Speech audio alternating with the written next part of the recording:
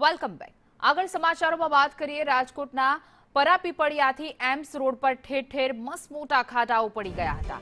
Road પર ખાડાના લીધે દર્દીઓ સહિત વાહન ચાલકોને ભારે હાલાકી પડી રહી હતી, જેને લઈને ખુદ પૂર્વ ભાજપ પ્રમુખ નાગદાન ચાવડાએ આંદોલનની ચીમકી આપી હતી। ત્યારે હવે તંત્ર દ્વારા રસ્તાનું તાત્કાલિક સમારકામ હાથ ધરવામાં આવ્યું હતું। મેટલી પાથરવાનું જે કામ શરૂ થઈ ગયું છે, ત્યારે આંદોલન કરવું મારી જૂની ટેવ તેવું પૂર્વ જિલ્લા ભાજપ પ્રમુખ નાગદાન ચાવડાએ નિવેદન આપતા ખરાબ રોડનો અહેવાલ પ્રસારિત કરવા બદલ મીડિયાનો પણ આભાર વ્યક્ત કર્યો।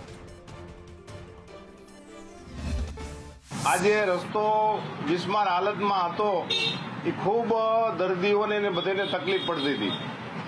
વાત એવી હતી કે કોણ આ રસ્તો કરશે, એ પણ ગઈકાલે ક્લિયર થઈ ગયું। એવા નિર્ણય એવું આવ્યા કે હવે રસ્તો કાંઈ પણ ખરાબ થાય, આજે રસ્તો ચાલુ થઈ ગયો એમ તો એ રસ્તાની મરામત જે બ્રિજનો કોન્ટ્રાક્ટર છે એ કરશે, અને ત્યાં હવે એક પણ ખાડો પડવા નહીં દે, અને ડામર રોડ અત્યારે નહીં કરે, મેટલિંગ રોડ કરશે।